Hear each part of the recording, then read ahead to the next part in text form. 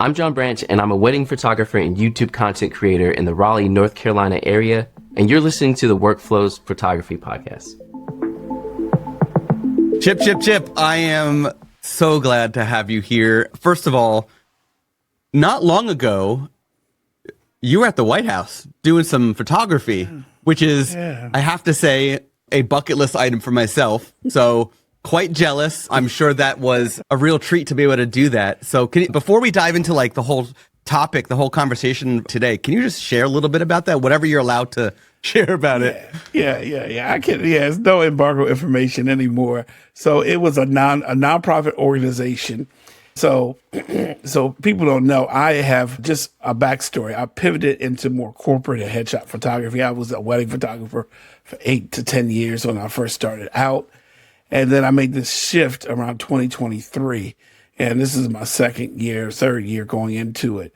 And I had some pretty good clients. I'm in the Washington, D.C. metro area. If anybody knows about the area, it's government, nonprofits, right? It's two big things. So a lot of nonprofits come here and get meetings either at Congress, the White House. I'm always shooting in those areas.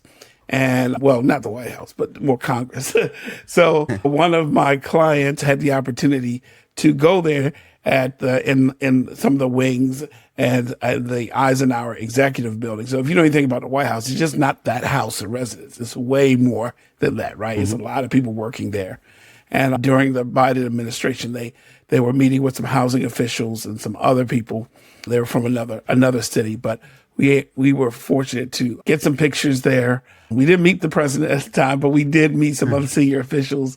And it was a little hard to get in there because you have to just, feel like if you like TSA, TSA is like times that by 4. They got nothing on that. You got to have a reservation. Make sure just everything is right. And and security and stuff that you bring in camera gear wise. But I mean, I guess people who do it every day is nothing. But for me, it was a real treat. And it's one of those things I wanted to do. But, it was good. It was good. We had some good pictures. Some stuff I couldn't post, some stuff I could post. So, but the stuff they let me post is just fine. And I'm very grateful for it. Years ago, when Obama was president, I had the honor of being able to go to Andrews Air Force Base and photograph the Obama family boarding the Air Force One. And same sort of TSA scrutiny, but like tenfold, right? It's really intense when you have to go through really that. Any second chances, you have to shoot and and go boom boom and be quick. So but my wedding experience, one thing from shooting weddings, we know how to shoot quickly and not get a second chance, because sometimes, like I said, the bride's not going to come down the aisle, the groom's not going to come down the aisle twice. So it's just with these events, especially high stakes events. And the higher in the hierarchy, especially if you're shooting corporate or nonprofit, CEOs, executive directors, they don't have time for you to do the chimping, what we used to do. Looking at camera, looking at settings. We need to just get them right in camera and go. Yeah. Definitely. So today I wanted to talk about two areas where in your workflow things are going well, an area where you've struggled with that you're working on. And one of those areas that you've mentioned to me was editing of that things that are going well. Can you talk about with your shift from like weddings to commercial and corporate, what's your volume like that you're doing at these, and how do you manage it all? Yeah, great question, Scott. There will be no way for me to manage everything that I manage without imagen-ai editing. That's just the first thing, because I'm shooting weekly. So let's put this in perspective. So I have my corporate. So move from weddings were more of a weekend kind of gig, and moving into corporate is more Monday through Friday. Nonprofit corporate Monday through Friday, and then I still have a contract with a house of worship with a large church in the Baltimore area, where every Sunday I'm shooting. If I'm not shooting, one of my team members are shooting. So, and after COVID, churches really don't close down so let's do 50 some weeks a year, and then special services. It could be a Thanksgiving service or Christmas or Which could be whatever house of longer. worship you go to. Yeah. It could be longer, correct? Yeah. Yeah. And then, so let's just say a minimum of 40 some shoots a year, 45 for that one client. Prior to using that workflow with Imagine, I was doing all the editing myself for events. And as you know, there's no way that my time was just embargoed, because the church, the house of worship where I work, they want some proofs immediately, at least, to share for social, like every client does, right? And just like corporate, they want, like, people think that just because you're corporate, they don't want sneak peeks. They do. They do. Nonprofit, they have social. It may not be as intense as a wedding, a bride or a groom or a planner, but they want sneak peeks as well. But you just have to manage it. So for me, it's just really using the workflow with taking it, getting the photos to a cold state, and then using AI to edit everything. I mean, if you go, when I started using AI editing, I said, you know what? I'm not going back, because, I just have to, because it's just too much for one person to do. And we did it well the old way. I'm an old guy, so I feel like I've been in the business. There's a lot of people that's been in business more than 10, 15 years. They don't want to go to anything new. But for me, if it saves me some time, it's really well. It works really well, especially for the volume amount of shoots that we do.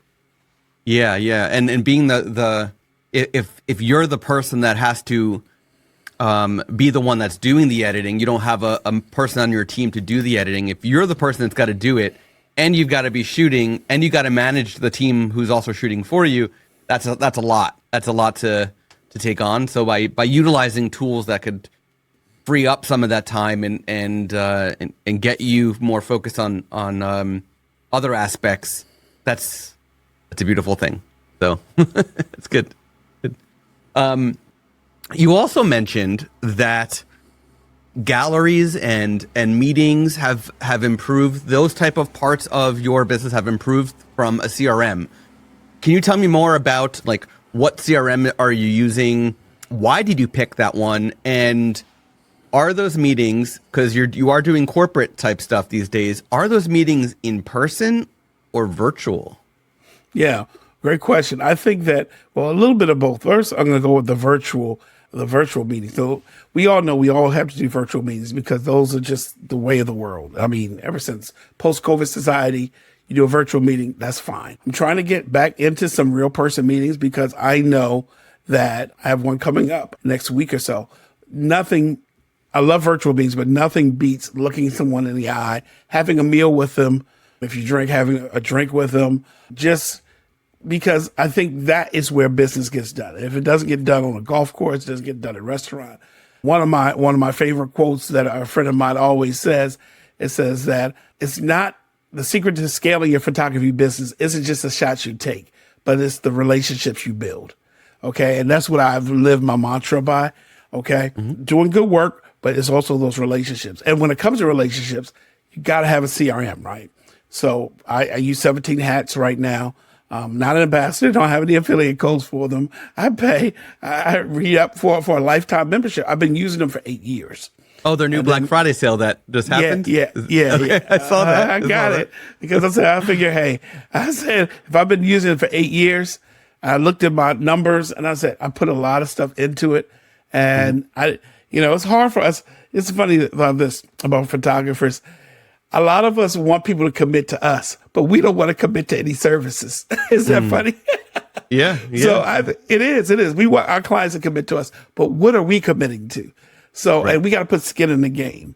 And sometimes it's about promoting stuff that you're not an ambassador for, that you don't get a dime for, because it works for you. And it's okay with that. So, and one of the reasons why I use just a CRM, keeps me honest. Okay. I love sending quotes and contracts, invoices. That's all that's being said, because years ago when I first started the business, I didn't know anything about CRM. And a friend of mine told me, hey, use this. And I was using HelloSign at the time, or Microsoft Word documents through Dropbox or whatever. And then I get to see where they are in my pipeline. in my sales funnel or where they are. So I think whatever CRM you go with, there's so many out there that built in, too many to name on this podcast, but something that works for you and works with your workflow. And that's the thing. Without it, Scott, there's no way that I could do it. There's many photographers. There's a photographer just hit me up not too long ago. She getting back into photography. She has an LLC, but she said, Chip, I want to talk to you about the business side. It's not, the sexy taking pictures, the F1.4, but it's things that's going to keep us in business for the long. And I've been in business for a while, and and I pride myself on customer service, like everybody does, but really you see it. And when I say that, you see this. I was a customer because in the year 2024, I got remarried, and I saw what it was being on the other side, needing quotes from photographers, needing quotes from vendors, and seeing that, wait a second, some people online have it together, but then when you get to their workflow, they really don't. And people will judge you not only by your photography work, but by your workflow and how they move through your process. And there are some people that I hired, one in particularly, my DJ, my photo booth guy and all that stuff. His workflow was just so good. They got back to me. And then there's some people in my vendor list I had to chase down. You understand what I'm saying? So I get it. Like, I finally get it, being on the other side. So being a vendor and being a customer. Yeah. There's a lot of photographers that photography is one of those industries where people come, people go, right? You're one of the lucky guys who have figured it out, and you're in it, and you've been in it for the long haul, and you're still in it for the long haul, right?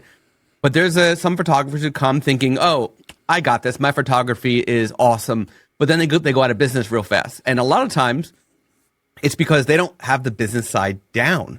They just think, because my photos are good, I'm gonna do well, but that's not always the case. So I think it's really important. I've always said that if I could go back, my degree in college would be business. It would not be photography. Yeah. Because to me, it's almost more important than everything else.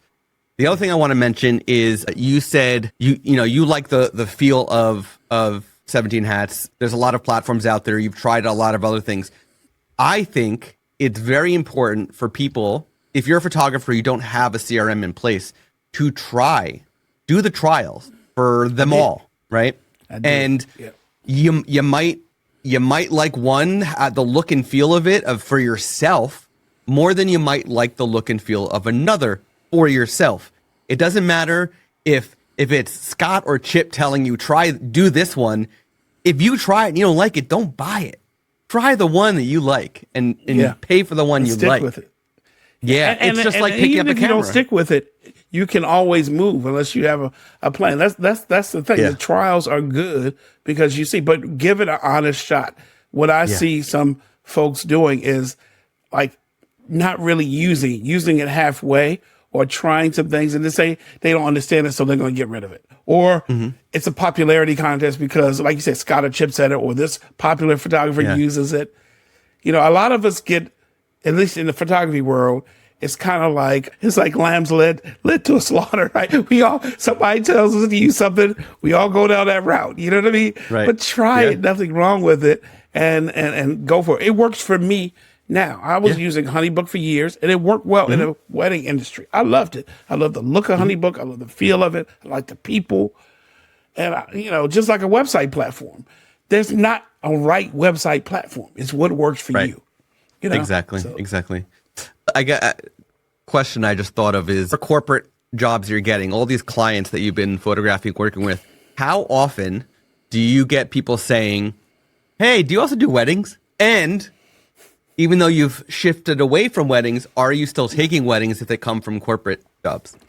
Yeah, there are a few, great question. There are a few people. One of my clients / mentors, her daughter was getting married, and she came to me privately. Hey, Chip, I know she shoot as many weddings, but we have a January wedding, the first Saturday in January. Can you do this wedding? Da-da-da. So I would say yes. It's small. If someone comes to me, I took my wedding website offline, but like I said, I did an engagement shoot the other day. So I will refer most of the time out, especially to a mentee or somebody who really wants it. But if it's something more intense, I don't want to say yes to everything, because that means I have to say no to something, because I can't say yes to everything. So the small, intimate, off-season weddings, like I'll do a January, February, March, maybe one, but nothing in the summer, nothing really in the fall that comes up. But 9 times out of 10, the corporate folks kind of just keep it that way. They keep it in the same vein. So I don't have too much overlap, but a few, but not many. Awesome. I want to move on to what you mentioned that you're struggling with and you've been actively working on. You mentioned that you struggle with batch emails, okay? And I wonder, first of all, when you say batch emails, are you referring to things like mass emails of just like every client you've had in the past, emailing all of them in bulk? Or are you talking about sort of lead nurturing? So you get a new corporate lead. Is it the batch, the nurturing emails that are in the automations that would be set up in like a 17 hats? Is that what you're referring to? Or is this something completely different, like a personalized emails that you do a lot? Yeah, it's a little bit of both. And I have a VA on a part-time basis that she can write some things, but there's some things I think that you just can't outsource because your voice matters. And to me, I just, my writing style, the way I communicate, I can't use AI to write that for me. I can help get AI to help edit it, but I just can't put it in a chat GPT. The subject lines. So it's more for batch emails and for special emails that I need to send. So, and it doesn't need to be, I'm not writing, 10 paragraphs here. It's just really getting the time and doing it and having a plan. So not only, the stuff that I have that on autopilot, I set that up already in the CRM. That's pretty much set. But I'm talking about the specials that you had. And then a corporate client, it was easier in the wedding world because I could just show the pretty. Here are the pictures. Here's the stuff. But you see one corporate event, see one headshot, you kind of see them all, right? So what value do you want to add? So I don't want to, people are inundated with emails, right? Especially during holiday season, anytime. So I didn't want to be that person to just send emails just for the sake of checking off a list, okay? To say that I send one. It needs to have some value. What value can I get? Whether it's to photographers, and I have a great segmented list. So, but it's what value can I get from? There's some people right now, Scott, that you get on an email box that when you receive the email, it's going to be valuable, and you read it. And there's some people that you see the email, they're like, ignore. I want to be the latter. Okay. Right. So am I struggling with it? Yes. But when I send the emails out, I get such a good open rate, like 35, almost 40%. Very low unsubscribes because I know my list is segmented, but it's value. But do I need to send more to nurture? Of course, because people forget. I mean, and social media is, and we don't want to depend just on social media, Facebook, Instagram, Threads, TikTok. You can't anymore, right? Can you? You can't depend on them. You have to have a freebie or something of value for people to get, to download, and then nurture them. I do have a suggestion on how you could use ChatGPT with your VA to utilize your voice a little bit more, your tone of voice, right? So I know how you, just from getting to know you over the past couple of years, I know how you speak. I get your emails. I know how your emails come across. My suggestion would be take a bunch of your emails, your conversations, your threads with your clients, right? The back and forth that you've had through emails. Make them as a whole bunch of PDFs, okay? And then in ChatGPT, create a custom GPT, all based on your tone of voice. Have it analyze your tone of voice from those email threads. And then the custom GPT, and I know you know about custom GPTs. You've spoken about this. I did. Yeah, I did. And so you create this that's all based on your tone of voice, and that way your VA can now use your custom GPT to come up with replies just as you would in your voice. And that way it's sort of like a little head start for them to get to take more off your plate. But if they still get stuck, they can ask you, of course, right? They can ask me, but yeah. That's a great. Hey, listen, I'm all open. That's one thing as a photographer, we don't know anything. He or she that knows all the answers may have misunderstood some of the questions, right? That's what I say in life. So I'm open to everything, and I'm going to send these notes to my VA and ask her to get this done, because I know in the coming months and weeks ahead, that's going to be very important, because you can't write everything. I mean, you just really can't. You have to depend on at a high level. At a high level, I realize if you want to grow your business as a photographer, there's only so many hours in a day. Yeah. Yeah. You got to have a workflow. Nice. You have to have someone else. I don't know anybody that does weddings at a high level or photography that doesn't have a team or some person that works with them. I mean, you could do it well, but you got to have somebody. Yeah. I'm going to go to the archives for a minute. This is season 4 we're in of the show. And in season 4, we're switching things up a bit and asking these questions about your, very effective workflow areas and your one struggling workflow area. And I want to go back to the archives for a minute from previous seasons and ask you one question, because it's not too often I get to have a corporate commercial side photographer on. Yes, you've got the experience from the weddings as well, but I would love your answer from the corporate side of things. What is one thing, excuse me, what is one thing you do during the photographic process behind the camera that saves you time? It saves me time when I'm behind the okay. Yeah, could be lighting, could be the camera. Ooh. well, one of a few things. I'm a Sony shooter, so don't hold that against me, Scott. I know you're Nikon. Sure am. Yeah, Nikon, so don't hold me. We can still be friends. It's okay. Okay, good. All right. But what I want to say, one thing that I do have some custom shortcuts on my camera. So let's just say I know I shoot in a house of worship, a church, every Sunday, right? Sometimes on Saturday, sometimes on the other day. But the lighting is usually the same from the stage, and the lighting is usually the same on I'm shooting people out in the congregation. So I have a custom preset for the stage, custom preset 1, and I can switch go there, and then I can just go around. If I turn around when the lighting is totally different, custom preset 2. I dial those in because I shoot there every week. It's one thing to shoot there once a month, but when you shoot the same place 3 to 4 times a month, it can get a little tiring changing the ISO, changing the f-stop. So I have at least a great starting point. That saves me, first of all. Second of all, and these are all in-camera stuff I'm doing. I'm not even talking about going to the editing part. Another thing I do, and I don't know, Nikon probably has this as well, is that when you're taking photos, I have a custom shortcut where I create a new folder for every session. So on camera. So when I plug my SD card in, I showed a couple guys, I know that the date, whatever, let's just say it's January 25th, 2025, or whatever date it is. I know January 25th will come up on my folder list and all the pictures. Now I have to remember to do this. Sometimes I forget.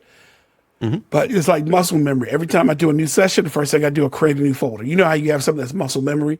Because instead of going through all the photos and trying to get all the JPEGs for the date, it's in that folder. I just take the card and I just swipe them all over. I don't have to worry about anything else. So those two things right there, just while I'm shooting, you know what I mean? Because a lot of times with corporate, I can't set up lights in a sanctuary, in a temple. You know, I can't set those up. And a corporate thing, I can't have off-camera flash like I want to, like it's a reception.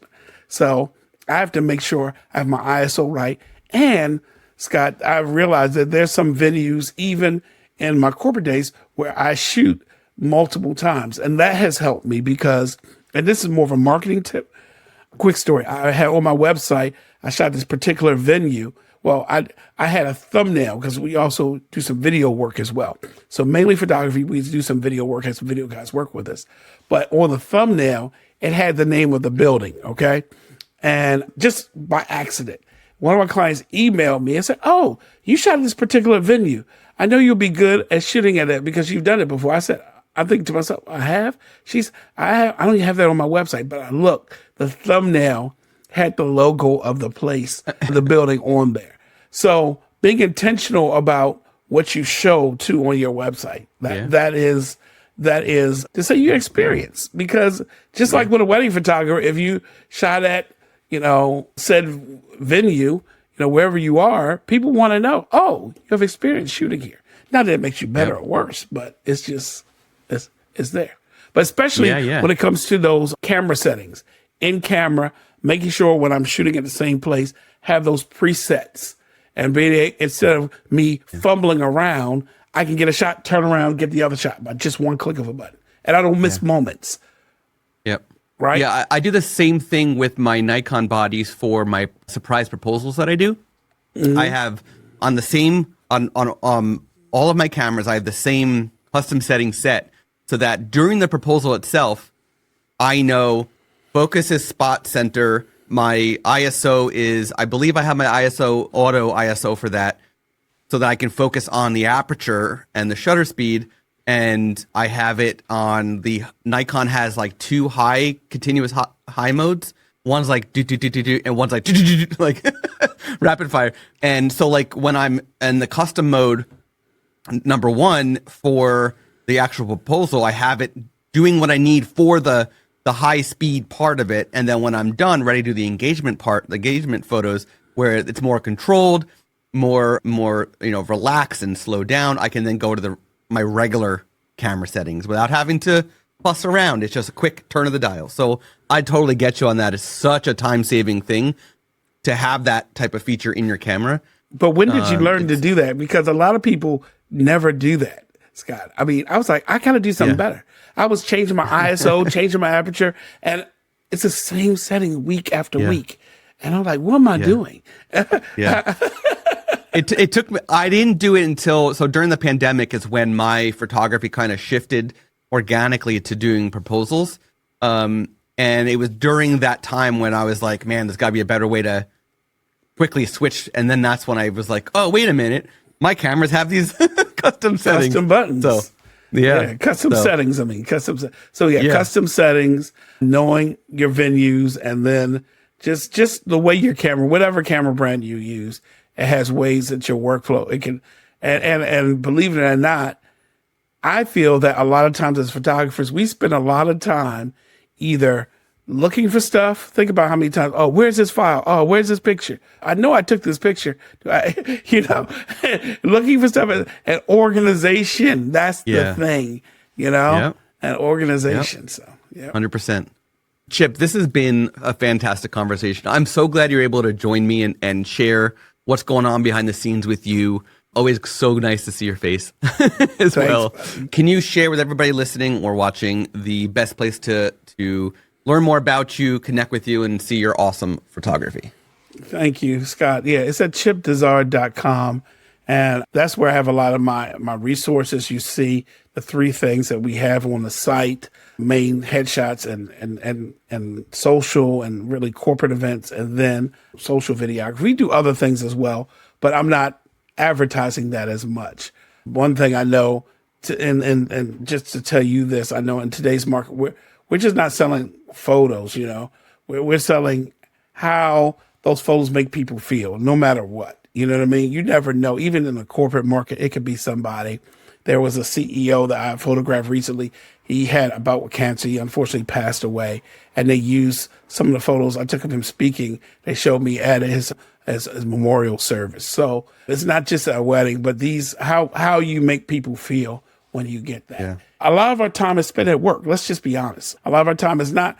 And if I'm capturing, a lot of our time is spent at conferences. I shoot a lot of conferences.